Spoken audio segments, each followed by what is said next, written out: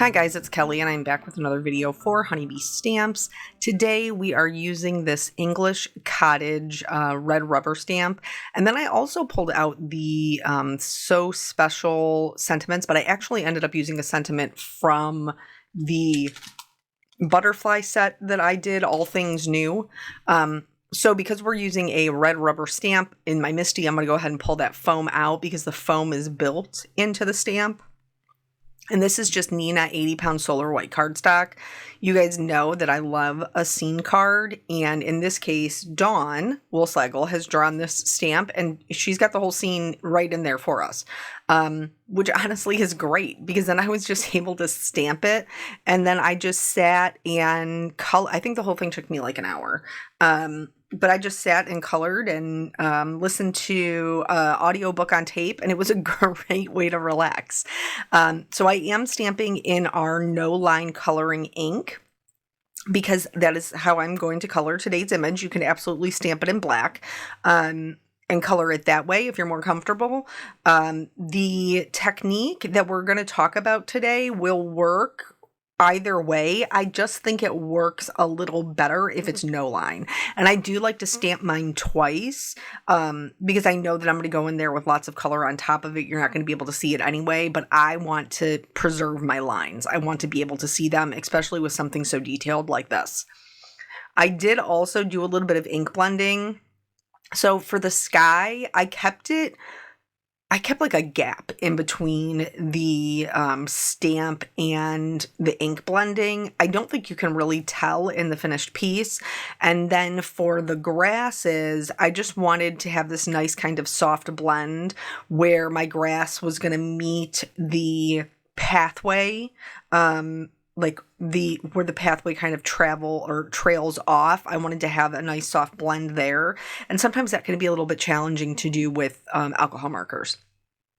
So one of the things that with no line coloring that I have learned over the years of doing it is I really have to go in and put down my shadow lines first, because if I try to go in with my lightest color and kind of fill everything in, I lose any indication of the shadows or the shapes, and it's really, really hard to get back, and everything just ends up looking kind of blobby.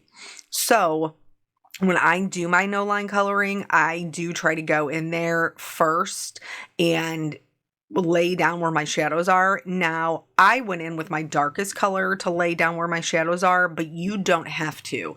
You can go in and mark out your shadows with the lightest color. If you're more comfortable with that, that would be totally fine. You just have to go in and kind of mark them out so that way we don't lose the shape. Because it's really challenging to get it back once you do that. So I'm doing kind of like I don't want to call it a dirty white, but that's really what it is. It's kind of like an off-white colored cottage. And so I'm using some warm grays to do that. And then once I have all my shadows marked out, I'll go in with my mid-tone, which for me is a W3. And then I'm going to go over the darker lines that I have on there, the darker shadow lines.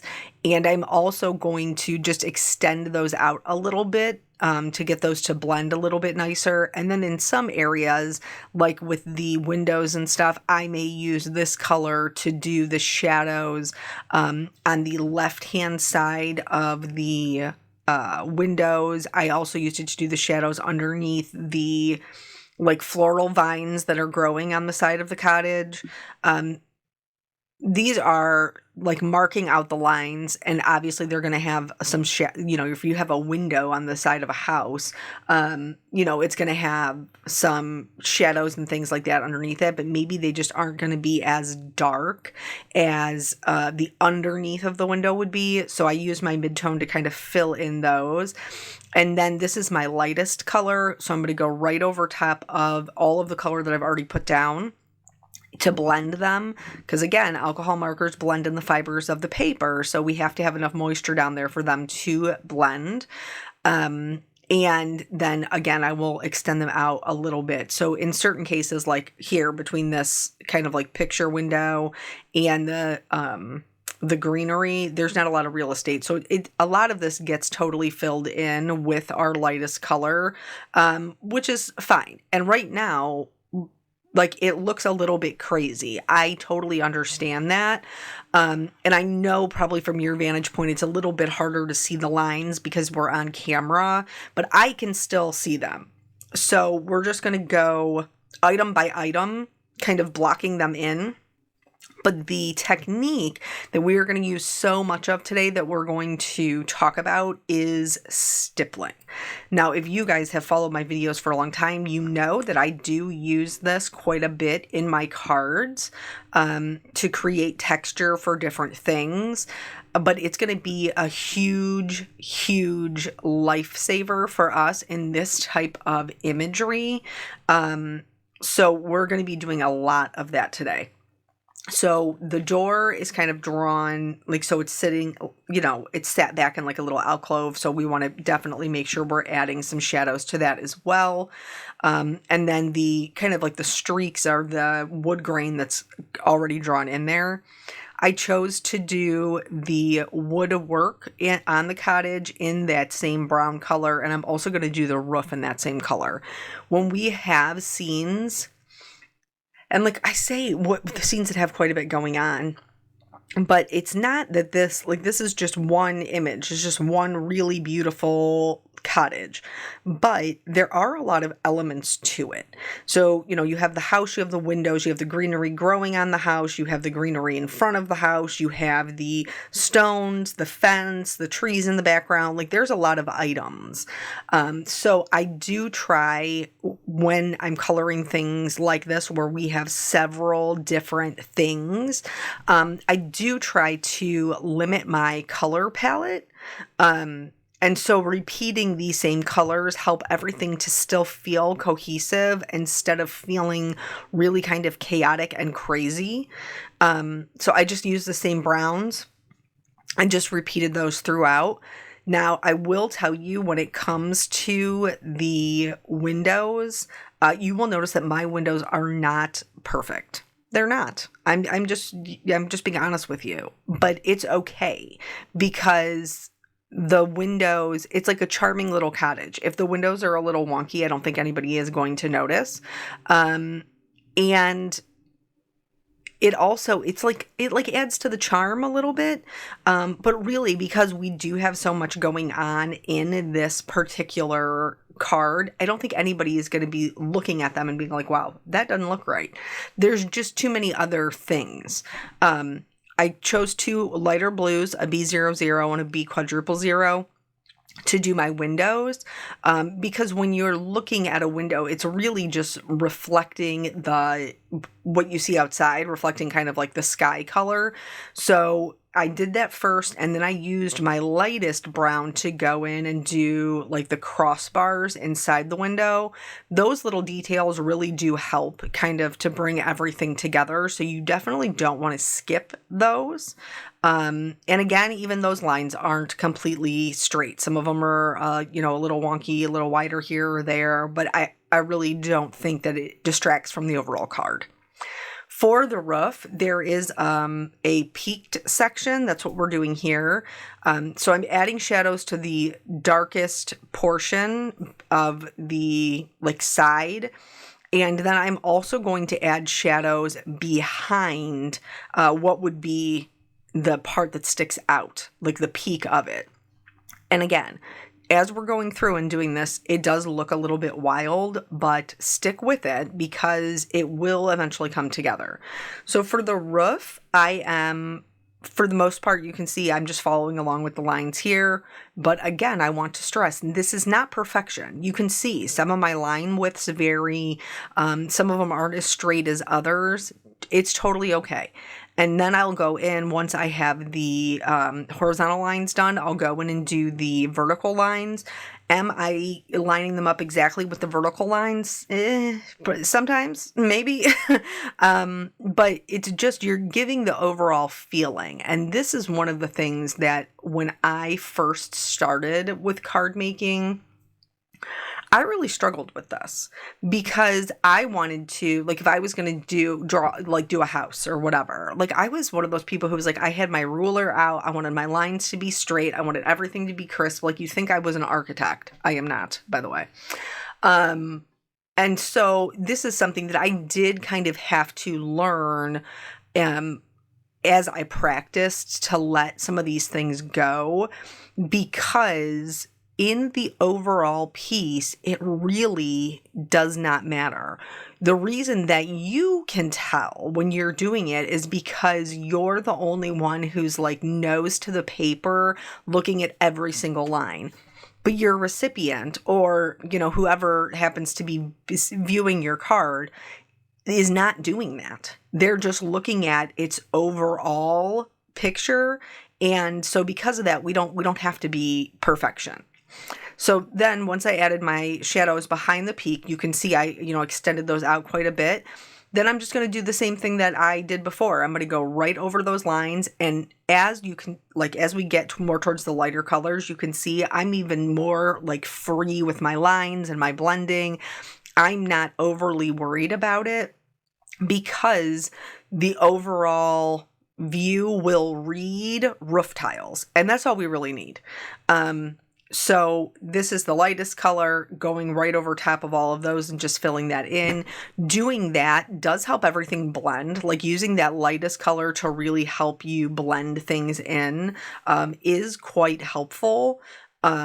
Because, as previously stated in multiple videos, as well as this one, like, that's where those colors are going to blend, is with that saturation within the fibers of the paper. So this also has some detail for like some stone trim, which I love. So I did go in and I used some cool grays to add the shadows kind of to the bottom, but I'm doing the same thing that you've seen me do with, with the house, with the windows, with the roof. I am keeping those lines intact. That's what you see me doing. It doesn't look great, but I have to keep those lines intact in order to make it so it's not a blob. So even up here with this chimney, I'm using very light pressure. My marker is barely touching the paper because I do want this to be a lighter kind of grayish brick, but I have to preserve those lines. So just when you're going through and this is the first time that you're, maybe doing some no line coloring, simpler images are easier. But if you're going to tackle something that has a little bit more going on like this, which is totally, it's achievable, guys. You just have to have the right kind of recipe. And it starts with making sure that we keep those lines intact. So with the darkest color, I went in and did the bottom shading and then brought the marker kind of up in between each of the rocks. With my mid-tone, I finished outlining the lines of the top of the rocks. And then I'm going to use a C3 and a C1 to kind of fill those in. And then I'm gonna, you can go in and add other colors, like where it's this fun little, cottage with this sweet little kind of, dirt path up to the door. So your trim, your stone isn't going to be in like perfect condition. So I did go in and add some browns, some warm grays, just to make them a little bit more interesting. And really, if you're going in and preserving your lines with those, like those, not necessarily the shadow color, though that is what I use, but if you're, going in before applying a ton of color and really preserving those lines, then Dawn, who illustrated this, is really going to do all the work for you. Once you get those in there, those kind of like ley lines are going to be what allows you to keep the shape. And then I think you'll be really, really surprised at how well your no line coloring comes in. And it took me a long time to learn that is something that I needed to do, because when I normally colored something, I kind of wanted to start with my lightest color, fill everything in, and then build out from there, just like I had learned to color when I was young. But for this particular type of coloring, for no line coloring, that's actually to your detriment. So we don't want to do that. We want to preserve the lines that are there, not erase them by filling everything in right away. So you can see my little dirt path. We're adding a couple of different grays, a couple of different browns. And then once again, we're going to use those lightest colors to help kind of soften everything and blend them out. So I know we're like halfway through this video and you're like, Kelly, you said we were going to talk about stippling, but we haven't used any stippling yet. And I realize that. But as we progress into it, we will use a considerable amount of stippling. So for the picket fence, you could do this any color you wanted. I wanted mine to be white, so I'm just going to go in and put in the shadows. And for me, that was a C3 and a C1. I'm not overly concerned about preserving any white area because I know I'm going to go back in there with my white gel pen. So now here we are to the stippling. So this house is kind of set back and it has lots of foliage, lots of florals. And we are going to use stippling to create this look of florals because if there was a bunch of flowers growing on the side of a house, right, and you were standing at the bottom of the driveway, you're not going to see every individual petal. You're just going to see kind of the overall picture, which is what stippling allows us to do. So I am starting with the pink because it's the color I'm going to have the least of. I know it looks like we have a ton of it right now, but by the time it's done, it will definitely be more green than pink. And I do start with my darkest color and then, kind of work out to my lightest. I sometimes add softer, like pink dots, but oftentimes what I'm doing is I'm just kind of going over the colors that are already there because they are transparent. Lighter colors will lift darker colors and it allows us to get this variety of shades. So once I have my base color down, which in this case is pink, then I'm going to go in and I'm going to do more dots. And again, we're not putting down a ton of pressure. We're not creating a large dot. This is a small dot. And I am just going to work in between the pinks. Sometimes they're going to fall on top of the pinks. That's okay because in nature, like you would have leaves that would be over or under, your flowers. And so that's kind of the general look we're trying to create.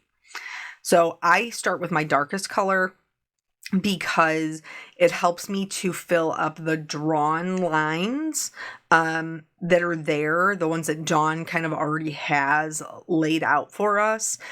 And then with the lighter colors, I'm still going to be filling in the middles, like I have been, like I did with the pinks.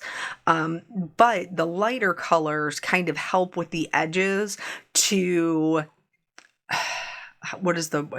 it just kind of softens the edge so there isn't like this hard line. And now you can see we're almost out to the lightest color here, and we can really see how, this does give the appearance of, some roses or, things that are kind of like trekked themselves up around this cottage. Now, there is a considerable amount, like I said, of foliage underneath it, but I'm going to go down here and we're going to talk about the difference in the lines or in the dots, difference in the dots for the stippling. So see how these are much smaller, but I'm also giving them a much different shape. So I am still doing a series of dots, but this time I'm intentionally doing it in an elongated triangle shape. And this is going to help give these flowers a different look than the flowers that are, trailing up the side of the cottage. These are going to look more like, lavender or hyacinths or, because we're able to put those dots in, in a certain formation to create a little bit of a shape. Now, I'm still going to need the darker color, lighter colors, to kind of give us that variety of color. But doing this and putting them into a specific formation definitely gives them more detail than what we're seeing up closer to the house. Because remember, now we're standing at the back of this little pathway. And so if we're standing right there, these flowers are going to be closer to us and they would have more detail. So I am also using my lighter mid-tone to kind of create the illusion, I guess, of some flowers that are a bit more buried. So they're not as dark as the other ones. And I'm putting them a little bit closer to the ground where I know my greenery is going to be a little bit heavier. But again, I'm going to still use all 4 colors. So now I went ahead and I already put some pink in there over on the right-hand side. And then this, I'm going to do just like a little shrub. So instead of doing just a straight stippling, I am doing more of a side stippling. So it's not so much a round dot as it is kind of an oval. And that's going to create the look that is like more of a shrub. By putting down those leaves. We'll be able to see that maybe a little bit better when we're doing the tree in the back. And then for these ones up close, like we would for sure be seeing the greenery, the leaves, the stems. So I am making sure to be a little bit more particular with those and leaving those a little bit more detailed and less blobby. Like we would see with the greenery that's further away. So I'm switching colors, but the technique doesn't change. So for these 2 blue ones up, actually 3 blue ones up by the door, I'm doing the same technique that we did for the ones on the side of the cottage, but I'm just switching colors. So your green, like you don't have to be married to a yellow green. You can do a true green, you could do a blue green, you can do, whatever it is that you would like, and it will still work. So I just switched up the greens because, it gets boring if everything's all the same shade. Like we talked about before about not overwhelming our scene with a bunch of different colors, so it's just crazy chaos. But you do need to have enough variety that it's going to be interesting. So now I'm going to go back in with my other colors. This is the mid-tone, and then I have a lighter color. And again, I am still going to draw in those stems and leaves for the flowers that are up closer to us. But I am still using a variety of, those greens to help kind of break them up, get them to blend together. But I think that this is like stippling was taught to me in art class in like 8th grade, 7th to 8th grade.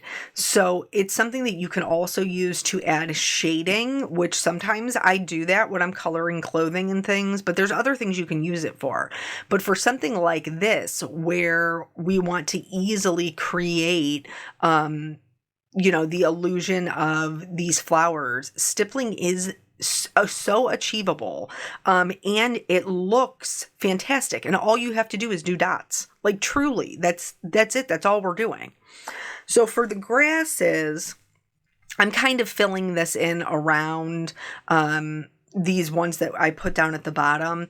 I'm not overly concerned about it because one's a true green, one's a yellow green. They're all going to work, together. But this does put me in a position where I need to kind of create where my grass starts and my path ends. Now, I made sure to kind of start that a little bit further to the left than I wanted, because then I can use that lightest color to bring it into the pathway and get a softer blend. So it's not like super detailed. Now, again, the same thing with the plants, like the closer that it is to us, the more of that detailed of the grass blades we're going to see. And then the neater you want it to look, the shorter your blades should be. But I really feel like this is kind of like a cottage on the countryside, that maybe it's a little bit a little bit more rural, and so I don't see like a neatly trimmed lawn when I think of this. My husband would probably shudder at the thought. So here I'm doing more like kind of like blades of grass and things like that, so that you will see more of that detail, but it doesn't look bad without it. You don't have to do this part, I guess is what I'm saying. So if you feel like, well, I don't really like the kind of rugged and wild rural look, then that's totally fine. You could just fill it in just the way that we did and leave it as is. But I like the feel that this gives our card. And again, nothing's gonna change as far as the colors that I'm using. I still am using them to achieve the look that I want. For the pathway, I'm gonna, again, this is more stippling. It's just a little bit more, it's a looser version.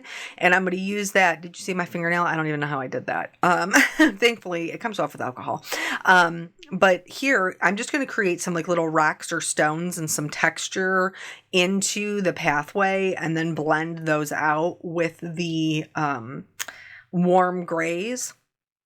And this is, again, just something else that you can add to give it a little bit of character.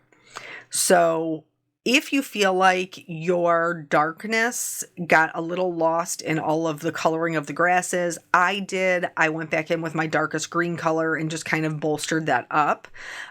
There's 2 shrubs that are left that need to be filled in. And for these ones, I am doing stippling, but I'm not adding any floral colors. I'm just doing them as greenery, and I chose some pretty desaturated blue greens. Here, what I'm doing is I'm using the same desaturated blue greens, but I'm adding it just to the side of the house. And this is going to help us to, remember I told you could use them to do shading. This is going to help us so that the house feels like it's darker on the side and lighter on the front of the house, which is going to give us a different look. Here is more of this kind of side angle stippling, so I'm still doing the dots. It's just more oval shaped because of how I'm holding my brush, and that's what's going to give us like the tree foliage up there. And so there are lines drawn in, and I'm following those lines still that Dawn has given me. I'm just putting in my shadow colors like right up against those lines so that it's going to look like there is a healthy amount of darks and lights for our foliage. And then once I have my darks in, I'm going to continue doing those side oval dots. And I'm just going to go right over top of the darks and then extend them out. You do want to make sure you're leaving some white areas for breaks of sky peeking through, especially closer to the tops of the trees. But again, here we are we're not even really like coloring. There's no detail here. It's all kind of like these little dots that we're doing, which honestly, maybe more challenging for some of you if you have a hard time letting go of that control. As I told you, it took me a long time to be able to let it go and look at the picture in its entirety instead of just looking at it right up close as what I was doing. So there is like a little, I don't know, like a little grassy kind of area drawn into the stamp on the like on the left-hand side. And so I just used the yellow greens to kind of fill that in. There's just like a line or two that kind of indicates maybe there might be some hills or grasses back there. So I just went ahead and filled that in with the yellow greens we already had. We didn't even have story. Like I just talked about this scene card the entirety of the time for this video. If you're watching this video and you're like, oh, I really like the way she teaches, please understand that all of my other videos have chatting in it. Like, this one just happened to be what it was. So here, remember how we put the darker colors on the side of the house to make it appear as if the front was lighter? This is another way that we're going to do that. We're going to go in with our white gel pen. We're going to add some highlights to the chimney, to that peak of the roof where, you know, it would be sticking out. I'm adding some to the windows as well because, you know, there would be areas that the light was reflected that would be just like kind of pure white. But more stippling. Oh, and this is how I'm going to do like that sketchy kind of look for my white picket fence. And I'm not going to put full pressure. I'm going to let the pen skip. But we're going to do more stippling. And this time we're going to do a series of gel pen dots, not not a ton, just some. And I am doing them on the front of the house, which again will give the appearance of it being lighter and catching more light.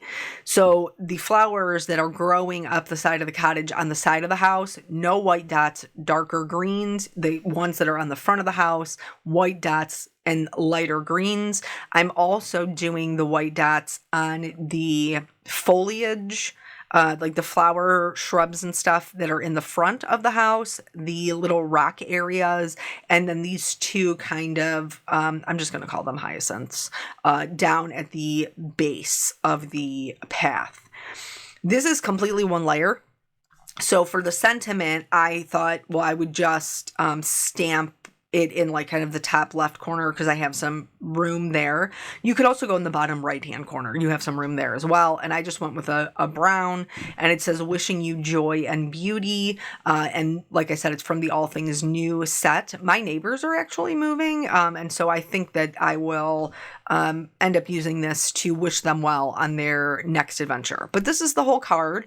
Thank you guys so much for joining me. I hope that you are inspired to give stippling a try in your projects.